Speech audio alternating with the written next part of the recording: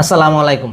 যেসব মা বাবাদের প্রচুর টাকা, হিউজ টাকা, আপনারা টাকা গুনতে পারেন না, গোনার সময় নাই, গোনার মতো আপনার ক্যালকুলেটর নাই, এই ধরনের মা বাবাদের কাছে একটা অনুরোধ, অথবা যারা প্রবাসে থাকেন তাদের কাছে একটা অনুরোধ, প্রবাসী যারা প্রচুর টাকা ইনকাম করেন তাদের কাছে অনুরোধ, আপনাদের ছেলেরা যখন ভাগ্নি আপনার ছোটো ভাইদেরকে আপনারা যখন 18 বছর নিচে বা আন্ডার মেট্রিক ছেলেদের কাছে যখন আপনারা একটা 3 লাখ 4 লাখ 5 লাখ টাকা বাইক তুলে দেন, তারা যে পরিমাণ বেপরোয়াভাবে রাস্তাঘাটে বাইক চালায় সেটা আপনারা প্রত্যক্ষ করেন না। সেটা যারা দেশে থাকে বা রাস্তার পথযাত্রী আছে তারা আতঙ্কিত থাকে। আপনার আন্ডার মেট্রিক, আন্ডার 18 ছেলেদেরকে হাতে যখন 4-5 লাখ টাকা বাইক কিনে দেন, তারা যেই পরিমাণ বেপরোয়াভাবে গাড়ি চালায়, রাস্তাঘাটের পথযাত্রী যারা আছে তারা খুব আতঙ্কিত হয়ে থাকে। এবং আপনার ছেলে, এই ভাই ভাগ্না অথবা ছেলের কিটে যখন আপনার কোনো বাইকে অ্যাক্সিডেন্ট করে, তখন আপনার কী করে, আপনার টাকার গরমে আপনার টাকা দিয়ে তাকে কোনো একটা বিচার সালিশ থেকে বাঁচায় নিয়ে আসেন।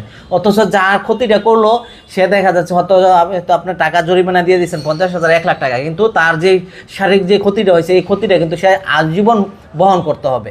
সে মৃত্যুর আগ পর্যন্ত দেখা যাচ্ছে একটা ইনজুরি হয়েছে, এই ইনজুরিটা 5 বছর পরে তার দেখা দিবে আবার, মানে 5 বছর 10 বছর পরেও ইনজুরি দেখা দেয়, কোনো একটা মানে স্বাভাবিক জীবনযাপন সে আবার করতে পারে না।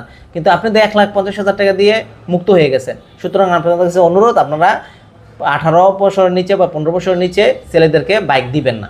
ধন্যবাদ, সবাই ভালো থাকবেন।